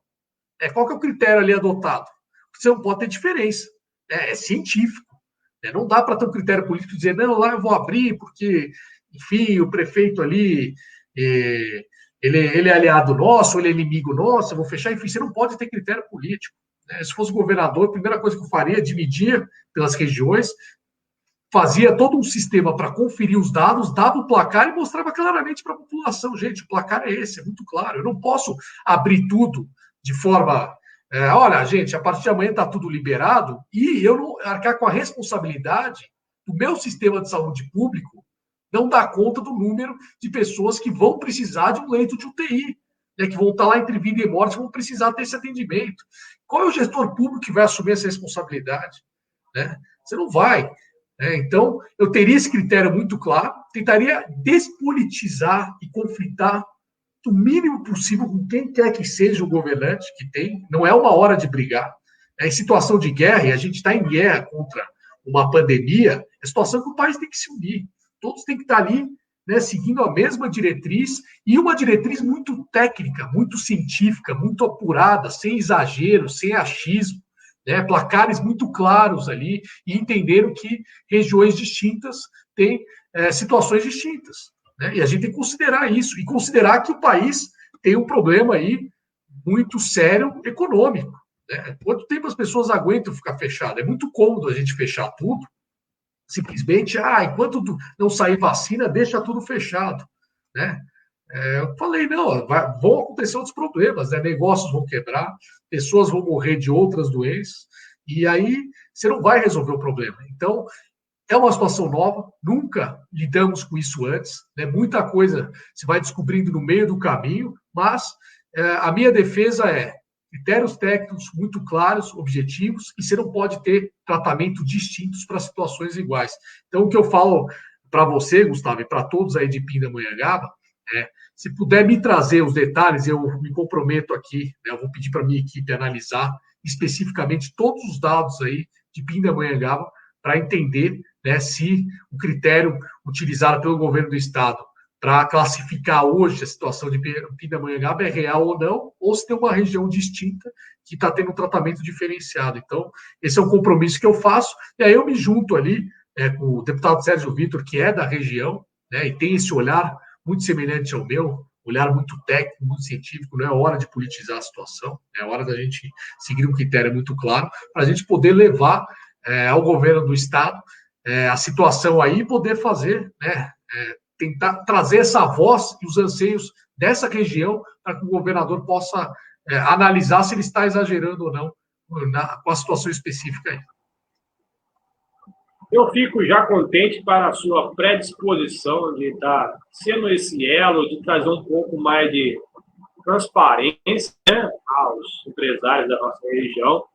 Eu vou fazer o possível de nem ser eu o interlocutor, é você já conversar direto com alguns representantes, que é mais fácil você estar de contato direto com eles, porque eles estão vivendo as necessidades deles, né? E esse elo eu acho que é mais fácil, é mais claro e é mais transparente. E eu sei que tanto que você e o Sérgio Vitor aí não tem tempo para o populismo e para o achismo, né? Se dá para fazer, dá para fazer. Se não dá para fazer, não dá para fazer. Mas tem que explicar. Um trabalho, uma pessoa não pode ficar critérios ali subjetivos, explicar. Escondidos. Não, as pessoas têm que entender a realidade. Você nunca vai conseguir a contribuição das pessoas se as pessoas não tiverem entendimento. É o que você falou, ninguém é genocida, ninguém é irresponsável. Né? Então você não pode dar margem para achismo. Você tem que, se você chama e mostra. Eu sempre fui dessa tese, Gustavo. Em todos os cargos que eu exerci, eu falava, gente, a minha defesa é a transparência. Está aqui, ó, gente. Eu estou nessa situação, a situação é essa. Sou uma pessoa de bom senso, você também é. Se você estiver sentado na minha cadeira, você vai entender exatamente por que eu estou tomando essas medidas. Não tem segredo. Se você não tem nada a esconder, você mostra. os critérios são esses, estou seguindo isso, minha preocupação é essa, né? O meu temor é esse, está aqui muito claro isso. Exponho aqui para todos. Agora, o que não pode ser é aquela coisa escondida, né? Não tem dado, porque aí abre margem para subjetividade. Ou por quê? Por que é subjetivo? Ou porque tem coisa errada, ou se estiver fazendo coisa certa, não está sendo transparente, não vai conseguir nunca a compreensão das pessoas para a política que você está adotando. Né? Esse diálogo ele é muito importante, essa abertura. Uma pessoa que eu aprendi a admirar e não conheço pessoalmente, mas é o governador Zema, né? A maneira de que ele foi eleito foi surreal. Foi surreal. E eu costumo falar para uns amigos aqui da minha região, né? O Zema pegou Minas Gerais no buraco, devendo a alma lá no buraco. Totalmente no buraco. O estado falido, todo mundo sabe disso. Acho que Rio de Janeiro e Minas estavam no pau a pau, só que Minas estava mais corrupção. Desculpa, Rio de Janeiro, o nível de corrupção é maior do que de Minas ali, que dá para perceber, né? Mas pegou Minas Gerais no buraco. Eu tenho familiares que moram em Belo Horizonte, Minas Gerais, né? Minha filha mora aí na zona leste de São Paulo, por exemplo, em São Mateus, ali, próxima região de São Mateus. E quando eu vou visitar ela ali, ela morava perto ali do monotrilho, sabe? Uns trechos de trilho ali. E eu, toda vez, fiquei 1 ano, 2 anos indo naquele monotrilho na mesma situação. Parece que o governo do PSDB vai empurrando, e o negócio não vai, cara. Eu nunca vi um monotrilho funcionando, só pra ter noção. E parece que o tal acelera do governador Dória aí. Isso, então, o acelera do governador Dória parece que está mandando, mas a cajadada de hoje aí, do secretário estadual de transporte público aí, tá feia a situação. Né? Mas, como eu falo, você aí, tanto o Sérgio Vico, que eu conheci pessoalmente, que ele veio visitar aqui, demonstraram, o Sérgio Vico está numa outra comissão de tecnologia, inovação, de empreendedorismo, não sei. Ele é o presidente. Que eu acredito que é uma das comissões mais importantes do Brasil. Que eu fiz um levantamento. O que você fez? Você pode falar de 2 projetos de lei seu. O que você fez? Eu criou o plano estadual de desburocratização, né? Burocratizar tudo isso aí, que eu acho que eu vou dar uma lida dele depois, para ver se eu consigo emplacar aqui na cidade. E também um código de defesa do empreendedor, que ninguém nunca falou muito disso. Mas eu queria, só para finalizar a situação, que, como você se predispôs aí, eu vou passar essa sua predisposição a alguns comerciantes aqui que fizeram um manifesto. Tem um grupo legal de pessoas inteligentes, pessoas dispostas a entender o assunto. Ninguém quer abrir, mas também quer entender o porquê está fechado e enxergar uma luz no fim do túnel e fazer um planejamento. Só para você ter noção, Ricardo, chegou uma época que teve um decreto do prefeito que falou que ia abrir. Vamos abrir no sábado para os restaurantes. Aí chegou, só que ele fez o decreto, acho que foi numa terça-feira. Aí o que o empresário fez de restaurante? Foi lá no mercado e fez a compra. Comprou, e chegou no sábado que era para abrir, o Ministério Público falou, não, tem que fechar. O camarada que foi quinta-feira comprar os produtos para abrir no sábado, domingo, para vender, perdeu a mercadoria e levou prejuízo, só para ter noção. Então, é esse tipo de fala que a gente não pode ter, porque parece que o empreendedor, o empresário é ninguém, entendeu? Porque o cara investe a vida dele, é dinheiro. E político, você sabe disso, político, prefeitura, governo estadual e governo federal, ele não gera riqueza. Ele arranca de riqueza do gerador de impostos, sim, da pessoa que gera emprego, da pessoa que investe. Então, é muito fácil para o prefeito, para o governador, falar fecha. Não é dinheiro dele. Porque hoje, no final das contas, funcionários do público, dia 30 está na conta. Faça chuva ou faça sol. E para o empresário, não, meu camarada. Vai ter que vender hoje para pagar amanhã. Então, eu agradeço a sua predisposição. Vou passar para o grupo de empresários aqui da cidade. Por favor, pode procurar, compartilhe o meu contato, vamos conversar. Sim, vou falar, procura esse deputado aqui que ele está predisposto a ajudar a explicar a situação, o que é, o que não é, uma coisa mais transparente. Eu queria que você falasse dos seus projetos, se possível, aí, que eu já mandei, é uma boa oportunidade para você falar aqui da nossa região, da nossa cidade, que são os seus projetos. E, por final, eu vou ir para a pergunta da Simone Scapucci, que está aqui, quase uma opinião, né, sua de deputado e jurista, que é advogado que você é, uma situação do nosso município. Então, eu gostaria que você falasse dos seus projetos, que eu acho que é de extrema importância para o nosso Estado, para as pessoas enganjarem e lutarem por isso. Eu não sei se o governador sancionou como lei. Bom, o Código de Defesa do Empreendedor está para ser votado, né? A nossa expectativa, aliás, é um projeto maravilhoso que eu fiz em parceria com o Sérgio Vitor. O Sérgio Vitor foi um bom empreendedor aí da região do Vale. Ele tinha as franquias em Beleza e tal, então, fruto muito da experiência dele, das dificuldades que ele teve. Eu já me arrisquei em tentar empreender aqui em Osasco, do lado de São Paulo, né? Vi o quanto era difícil. Não fui tão bem sucedido quanto o Sérgio como empreendedor, mas deu para entender muito dessa realidade. E aí nos juntamos, né, como tinham pautas muito semelhantes, né, e sempre esse desejo de desburocratização, tirar o peso do Estado em cima dos empreendedores. E a gente tem essa crença muito clara de que as sociedades prósperas são as sociedades que valorizam os seus empreendedores. A gente sabe que o empreendedor toma risco, o empreendedor assume uma responsabilidade muito grande, ele gera empregos, né, ele é responsável aí por várias pessoas que estão trabalhando com ele, e ele faz tudo isso para quê? Para servir, né? O empreendedor, ele serve. Então, ele vai lançar o produto, óbvio, ele vai lucrar com o produto ou com o serviço dele, natural que ele lucre, né? O incentivo que ele tem, mas, né, ele tem ali concorrentes e todos ali competem para quem melhor servir, porque quem melhor servir vai ganhar mais. Ou seja, num cenário como esse, a sociedade ganha. E quando a gente fala de empreendedorismo, Gustavo, nós não estamos falando apenas do grande empresário, né? Todo mundo já pensa, meu Deus, o empreendedor é só aquele grande empresário. Não.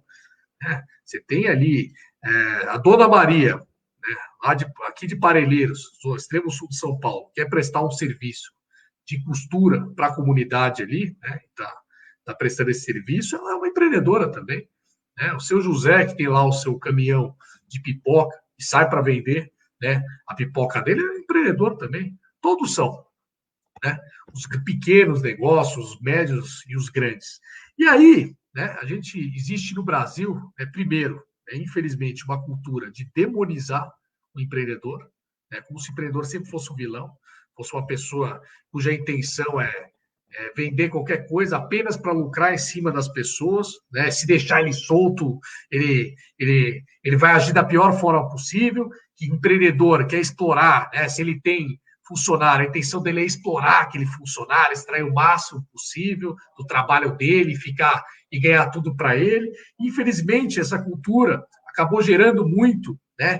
Todo um sistema legislativo nosso sempre criando amarras, entendendo como se o empreendedor, se deixasse ele livre, ele é uma pessoa que vai cometer ali uma série de maldades. Então, você tem CLT, né, para proteger os trabalhadores, você tem o Código de Defesa do Consumidor para proteger os consumidores, e todas as leis criadas, e uma série de leis aí, né, Código de Obras e posturas municipais, sempre para defender o empreendedor, para, na atividade dele, você travar o máximo possível em prol da segurança de todos, né? Como se o espírito empreendedor, que é uma coisa excelente para a sociedade poder prosperar, acessar melhores produtos e serviços, fosse uma coisa horrorosa que tem que ser contida, né? Contida. E essa cultura, ela é péssima.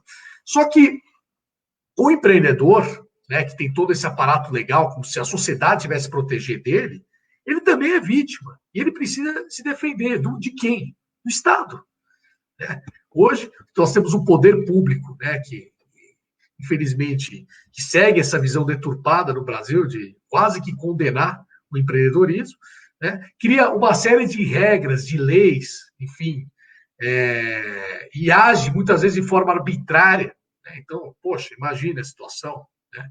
Você não poder abrir um negócio que não gera nenhum risco para a população, você precisa de alvará, autorização. Então, se amanhã eu quero fazer um serviço de costura no bairro, eu preciso de um alvará da feitura, senão eu estou em situação irregular. Você cria uma série de regras, exigências no Código de Obras. Então, uma das coisas que tem, não, exemplos assim, né? Não, você tem que ter todas as licenças possíveis numa parede ali exposta em local visível. E aí o fiscal entra lá, não encontra aquela licença em local visível, ele vai lá e fala, vou te multar. Né? E o cara, né, você fala, o cara sofre muitas vezes para fechar o caixa, nem sempre, né? Quantos negócios, infelizmente, se fecham no país? Não é fácil empreender, não é fácil dar certo. Você entra numa seara ali que você coloca o dinheiro que você juntou e investe, e qual é o risco de perder tudo? Faz parte do risco, o empreendedor toma esse risco. Você tem que incentivar que surjam mais pessoas dispostas a arriscar, porque é assim que a sociedade evolui. Então, para resumir, não me estender muito, porque valeria uma live inteira com a defesa de empreendedores, ele segue, primeiro, ele traz para cá a Lei de Liberdade Econômica, que foi aprovada no âmbito federal, que aí cria, né, essa questão de em todas as cidades, né, para negócios de baixo risco, você não precisar dessa autorização. Não precisa. E mais de 80% aí dos negócios são de baixo risco, né? Então, você não precisa desse alvará. Isso aí é você manter um pequeno empreendedor eternamente refém, né, do Estado, né? Porque são leis tão difíceis de serem cumpridas que amanhã o cara está sempre sujeito a um fiscal ir lá encontrar uma irregularidade, multar ele e muitas vezes inviabilizar o negócio dele. Então a gente cria uma série de regras para defender, eu vou citar algumas aqui, né? Primeiro, a garantia de que o empreendedor vai ter sempre a primeira visita de uma eventual fiscalização para critérios orientativos e não punitivos, a não ser que o fiscal chegue lá e encontre uma coisa assim flagrantemente errada, sabe? O cara está lidando ali com explosivo e numa situação muito vulnerável que ele colocou ali sem seguir nenhuma instrução, nenhuma norma. Mas geralmente não é isso, né? Geralmente são pequenos ajustes ali que ele precisa fazer. Você já não vai punir o cara de cara, né? Ele vem nas boas intenções. Nem todo mundo tem condições de ter advogados, engenheiros, toda aquela coisa para fazer perfeito como esses códigos de obras, infelizmente, desses municípios seguem. Então, esse é um instrumento. Segundo instrumento, uma coisa que acontece muito com o empreendedor, você ter uma atuação fiscalizatória ou para poder abrir um negócio, uma exigência de uma documentação totalmente desnecessária para aquele tipo de negócio. Eu já vi casos aí escabrosos, o cara não poder abrir um negócio porque você precisava da tradução juramentada de um documento que era de português para português. Era em português ali, não, quero tradução juramentada do português para português, acho que era português de Portugal, dava para entender tudo com o brasileiro, mas enquanto não tivesse, o cara tem que contratar alguém para fazer uma tradução, para ele poder, né, estar devidamente correto diante das regras existentes para poder abrir o negócio. Sempre viabiliza muitos negócios. Então, eu criei ali, a gente cria o Sérgio Vitor, o instrumento chama Incidente Administrativo de Documentação Necessária. É uma espécie de um recurso da esfera administrativa que toda vez que for exigida uma documentação assim, hoje você fica muito refém de falar, mas para que você precisa disso? Não interessa. Eu estou pedindo e você precisa me apresentar aqui, senão você não vai poder abrir o seu negócio. Não, você poder entrar com esse recurso e poder ter um prazo ali para responder esse recurso, para você não ficar sendo vítima de uma atuação arbitrária de um fiscal, né? Por exemplo, outra coisa que a gente coloca no código, não precisar mais dessa exigência de ter licenças ali pendurar na parede, gente, que coisa antiquada. Ou você tem tecnologia, coloca ali um QR Code. O fiscal vai lá, coloca e ele vê todas as licenças através do QR Code. É outra coisa que a gente cria. Outra coisa que a gente abre no código é a possibilidade, né, do empreendedor ser indenizado, inclusive, por lucros cessantes, que ele deixou de ter nesse período que ele foi fechado de forma, muitas vezes, arbitrária e abusiva, porque hoje o cara vai lá, não, tá errado lá com o teu negócio, aí o cara vai lá, implora, vai no poder público local, reclama, entra lá com todos os procedimentos, etc., para regularizar, a hora que vê, não, tá, né, foi meio abusivo, tudo bem, pode abrir. E aí? E o período que o cara ficou parado, né? O Estado cometeu, muitas vezes, uma ação arbitrária de um fiscal, como é que fica?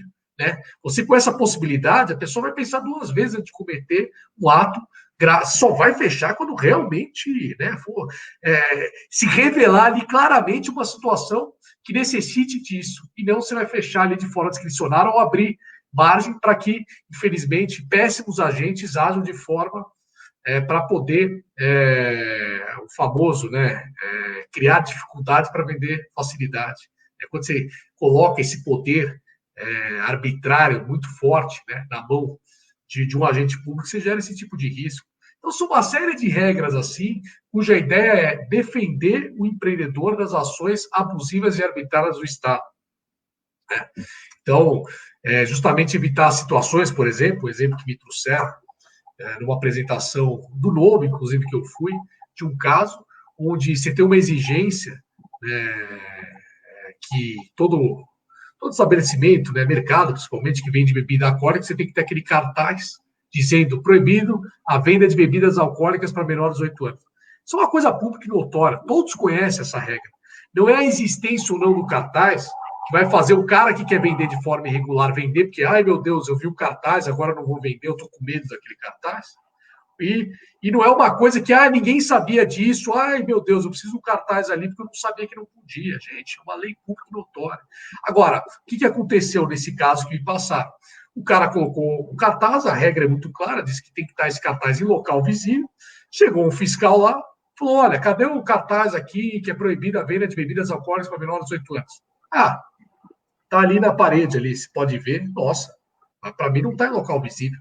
Cara, não, desculpa, isso aqui é um local visível. Não, na minha opinião, não é. Não, é um local visível. Não, não é. Aí ficam essas regras com critérios subjetivos. O cara vai lá de forma discricionária, não, para mim não está em local visível, vou te multar. E aí multou o mercado do cara ali pelo tamanho, foi uma multa de milhares de reais. Então, imagine situações como essa, o cara é completamente refém de uma ação discricionária e muitas vezes arbitrária de um agente público. Vamos evitar esse tipo de situação. Então, a ideia do código é justamente essa. Né? E uma série de outras, Gustavo. Né? Você não se permitir que criem leis, eu falo muito pela minha esfera, como legislativa, como deputado. É muito comum o deputado querer criar lei que interfere claramente nas atividades econômicas, né, no livre mercado, como tem que ser. Nossa, quantas leis são criadas nesse sentido? Eu poderia citar várias aqui, também renderia uma live, e que a pessoa cria aquela lei sem fazer um mínimo estudo de impacto, é uma exigência que a gente faz no Código de Defesa do Empreendedor. Toda vez que vai ter uma lei que vai interferir numa atividade econômica, no comércio, no mercado em geral, né, você precisar fazer um estudo de impacto. Vou trazer um caso aqui típico para você, só para exemplificar melhor. Você tem uma lei na Assembleia que está tramitando, né, que, enfim, em prol, né, as leis sempre vêm com uma capa de boas intenções. Então, em prol da segurança das pessoas, e imagino até que quando esse deputado criou essa lei, ele também queria empregar uma classe ali que ele defendia. Ele exigia que os caixas eletrônicos, todos os caixas dos estabelecimentos que têm caixas eletrônicos para sacar dinheiro do Estado de São Paulo, né, tem que ter um segurança armado, obrigatoriamente. Então, imagina a sua situação. E aí, inclusive, procuraram várias pessoas desse setor, e eles foram muito claros para explicar, olha, não sei se o deputado teve intenção de criar emprego, criar segurança, enfim, a gente presta hoje, você tem muitos desses caixas eletrônicos em lotéricas, lojas de conveniência, atacadores, muitas vezes em locais onde muita gente não consegue acessar o banco. A gente presta um serviço, né? É uma facilidade para essas pessoas. E muitas vezes em horários até que o banco não funciona, né? E que a pessoa precisa do dinheiro. Né? Quando você criar esse tipo de exigência, primeiro, não existe um caixa eletrônico que gere renda suficiente para você pagar um segurança armado. Ou seja, é inviável o negócio. Não existe. Essa lei você não consegue cumprir. Simplesmente não é que vai ter um caixa eletrônico com segurança ali do lado te protegendo. Simplesmente as empresas vão fechar esse tipo de operação, você vai deixar de prestar esse serviço e pior, né? Você não analisa a consequência da cadeia toda. Pior, você tem milhares de profissionais que trabalham aí nesse ramo, transportando valores, né? Porque esses caixas precisam ser abastecidos. Né? Você tem seguranças envolvidas nessa operação, que chega ali com o carro forte, abastece e tal. Essas pessoas vão perder empregos, simplesmente vão se fechar todas as atividades do Estado de São Paulo, vai se tornar inviável a atividade. Essas pessoas vão perder o emprego, você não vai cumprir com o objetivo da lei. Então, olha que terrível, né? Você tem uma lei dessa, infelizmente, que está ali, qual é o risco de ser aprovada, e você trazer um prejuízo desse para a sociedade dessa dimensão. Quando você exige um estudo de impacto, você obriga o deputado a fazer esse tipo de análise. E aí, muitas vezes, se o deputado foi bem intencionado, e ocorre mesmo, ele fez a lei com a melhor das intenções, pelo menos obriga ele a fazer uma análise e falar, poxa, pelo que eu estou vendo, realmente essa lei não vai atender o que eu quero, vou prejudicar muito mais. Ele muda, ele pode mudar a postura dele, pode mudar a lei, enfim. Então, a gente cria também essa exigência no Código de Defesa do Empreendedor, para proteger o empreendedor desde o início, de quando uma regra é criada. E aí tem uma série também de outras regras, né? Existe uma revisão da legislação a cada 3 anos, muita lei é burocrática, fica antiquada, tecnologia muda, aquela exigência se torna desnecessária.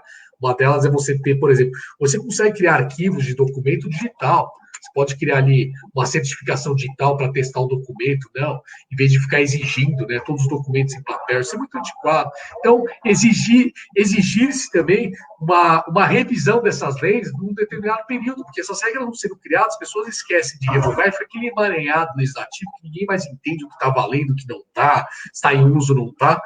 As pessoas não conseguem mais conhecer as regras, elas correm o risco de se tornar eternos reféns de uma ação arbitrária do Estado. É só chegar um fiscal lá com uma lei e falar, não, tem uma lei aqui que o senhor não viu, que o senhor não está cumprindo. Né? E deveria ter isso, mas, pô, qual é o sentido disso? Não interessa, a lei o senhor não cumpriu, o senhor vai ser multado. Então, é importante ter essa revisão. Ou seja, resumindo o código, são uma série de medidas assim para proteger o empreendedor de ações abusivas e arbitrárias que o poder público muitas vezes gera contra ele. Eu costumo falar que as leis elas são criadas baseadas nos costumes das pessoas, nos costumes da sociedade, se cria a lei. Se a sociedade evolui, a lei tem que evoluir juntamente com a sociedade. Então, tem muito deputado, tem muito político que fica preocupado em fazer populismo e perpetuar o poder e esquece de fazer o trabalho. Eu não quero tomar muito tempo da sua pessoa, porque eu já recebi um recado da equipe aqui, o deputado tem compromisso, Gustavo. Eu concordo plenamente e a gente não vai tomar muito tempo. Eu só queria Eu queria, para finalizar, né, é uma questão, a Simone Scapucin deixou uma pergunta aqui, que é mais uma opinião sua do que um trabalho de deputado, né? Uma coisa que restringe muito a nossa região, aqui na nossa cidade, que é Pinda, e ela fez um comentário aqui, e ela queria a sua opinião sobre esse fato, sobre a conduta e a postura dos nossos vereadores, na sua visão. Então, eu vou ler o que ela relatou aqui, e você me diz aí a sua opinião aí, e graças a Deus, agradeço a Deus, então, a sua disponibilidade, o papo tá uma delícia, o papo tá gostoso, e a gente pode, se Deus quiser, marcar outros assuntos, e você voltar a falar de outros assuntos que você achar melhor aí, que a sua conversa é boa. A Simone perguntou assim, gostaria de saber, vou botar na tela, gostaria de saber do deputado que tem grande conhecimento jurídico. Nosso prefeito esteve por um tempo na UTI, o prefeito aqui de Pinda esteve em São Paulo, internado na UTI, no ICOR, porque está com Covid. O vice também está positivado em quarentena. Ao serem questionados, os nossos vereadores disseram que não sabiam quem estava à frente da prefeitura. Queria saber a sua opinião. Ou seja, o prefeito estava internado aí no ICOR, em São Paulo, o nosso vice-prefeito estava em quarentena, estava internado em casa também, e a prefeitura estava lá sem o comandante. E os vereadores que são os legisladores, né? As pessoas que deveriam estar lá com o livrinho, o código não, com a a lei orgânica estadual e a lei orgânica do município lá do Brás. A lei orgânica deveria estar com a lei orgânica embaixo do braço, saber de cor salteado. Eles não sabiam quem deveria estar no poder. Ela queria saber a sua opinião sobre essa postura do vereador. Eu acho que muitas vezes aí a postura de vereador de muita cidade do interior de São Paulo e não saber como funciona a lei orgânica do município. Eu queria saber a sua opinião sobre essa cultura, a postura do legislador municipal, a opinião do legislador estadual, e não dessa postura aí do nosso município. Olha, primeiro que é um desconhecimento muito claro aí da lei, né? Quando o prefeito não está impossibilitado, quando o vice-prefeito está impossibilitado, quem assume a prefeitura é o presidente da Câmara Municipal. Essa é a regra. Né? Essa é a regra, inclusive aqui na cidade de São Paulo é assim. Né? Você tem aí, por exemplo, Bruno Covas. Bruno Covas, quando ele está viajando, quem assume é o Eduardo Tuma, que é o presidente da Câmara Municipal, assim como acontece em todos os âmbitos. Já aconteceu aqui no governo do Estado, acho que foi o ano passado, retrasado, não lembro. É o ano passado, né? Até porque era o mesmo governador. No ano passado, o Dória, acho que viajou, o Rodrigo estava em viagem, quem assumiu foi o Cauê Macris, que é o presidente da Assembleia. Então, me espanta os vereadores, sendo que o presidente da casa seria o sucessor natural nisso, talvez até tivesse interesse, poxa, posso subir a prefeitura no período, desconhecerem esse fato. Acho muito difícil eles desconhecerem. Não sei por que tiveram essa postura. Aí é uma questão local aí que tem que ser analisada, mas para mim é muito claro. Eu acho que o peso da caneta pesa muito na mão de algumas pessoas e quando o cara assina um documento, você dispensar dinheiro, orçamento, você sabe como que é, né? camarada tem que ter, vamos dizer, saco roxo aí para dar uma canetada e dispensar milhões. Eu acho que nosso presidente da Câmara não quis assumir muito essa bronca aí, não, ficou meio que sambando. Mas já deu aqui, ó, tem outro comentário aqui do Fernando Rodrigues. Oi, desculpa, não, porque o que eu ia dizer é que às vezes o que acontece? Pode falar. O prefeito está em TI, ele está declaradamente afastado. O vice, ele estava em quarentena, muitas vezes ele pode ter alegado que não, eu estou na função, mas eu estou trabalhando de forma remota. A gente teve aqui o nosso prefeito, o Bruno Covas, que trabalhou mesmo em quarentena e não se afastou das funções, porque ele alegou que ele conseguia fazer tudo de forma tecnológica, etc. Eu não sei qual foi a situação aí, se o vice simplesmente falou, não, eu estou em quarentena, mas eu estou tocando, enfim, não sei, a prefeitura de forma remota. Aqui, estranhamente, o prefeito fez um decreto passando a responsabilidade para os secretários de serem responsáveis pela despesa orçamentária lá, assinar. E o vice-prefeito falou que estava despachando via de casa lá, e se levantou na sessão da Câmara de Vereadores da última aí, que os vereadores não sabiam quem estava no poder. Entendeu? Então, só para você ter noção da situação aqui. Mas eu não quero me alongar muito. Então, tem um comentário do Fernando Rodrigues aqui, que fala, só para ser breve, não precisa responder, tá? Só para deixar registrado, nobre deputado, sabendo que as pequenas empresas não são bem vistas por políticos, que são acordos em maracutá, infelizmente, pois as pequenas e médias empresas são o coração desse país, onde mais gera empregos em cidades como Pinda e região. E é verdade o comentário dele aqui, concordo com ele aqui. E totalmente tem o Ricardo verdade. Rocha, que está aqui também. Totalmente verdade, é uma realidade no Brasil Mandando inteiro. Um abraço. Quem mais gera emprego são as pequenas e médias empresas. Né? Mais de, se não me engano, 80%, 90% Ricardo Melão do país são os pequenos e médios negócios que geram. Ricardo Melão, de coração, eu quero agradecer sua presença aqui na minha página pessoal, coisa que eu pensava, o cara não vai dar bola para mim, na verdade, continua sendo a mesma pessoa simplória, humilde, quando eu conheci em São José dos Campos. Eu quero que Deus continue te abençoando cada vez mais no seu mandato. Amém. Que continue dando força para você seguir nesse caminho. Quero mandar um abraço para a sua equipe, que foi totalmente educada, carinhosa, atenciosa, dentro, na medida do possível, que a gente sabe que a Assembleia Legislativa toma um pouco de tempo das pessoas. Queria deixar só uma sugestão. Não sei se vai, vamos já estar aproveitando a live. Existe um regulamento aí da Assembleia Legislativa sobre assessores que podem ser convocados de outra cidade. Por exemplo, você é deputado e você pode ter um assessor na cidade de Pindamonhangaba. E eu, como assessor, não preciso bater ponto, não fazer nada, eu posso preencher um papelzinho e te entregar, e eu vou receber, não sei quanto é um salário de assessor, que seja lá R$10 mil por mês.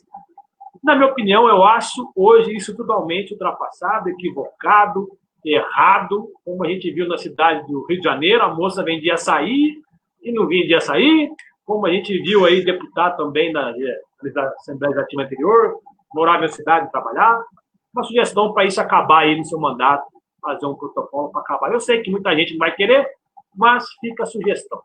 Deixe suas considerações finais aí. Estamos batalhando para isso. Que participou da live aí, já eu agradeço. Gustavo, primeiro, muito obrigado pelo convite. Para mim é um prazer, gosto muito de você, desde que a gente se conheceu lá em São José dos Campos. E, como você falou, quero estar sempre acessível. Esse debate é o que engrandece a gente. A gente tem que estar sempre em contato com as pessoas para não perder a noção da realidade. É muito comum o político, quando está num ambiente ali de uma assembleia, quando você está ali dentro, você acaba estando um pouco afastado e blindado, é muito comum você se acostumar com o ambiente e se esquecer da sociedade a ponto de, em geral, das pessoas em geral, a ponto de estar completamente desconectado da realidade. Então, o remédio que a gente tem contra isso é sempre manter esse diálogo direto, franco, corpo a corpo com todos. Né? E parabéns para você como cidadão pela iniciativa de entrevistar o político. Todos deveriam fazer isso.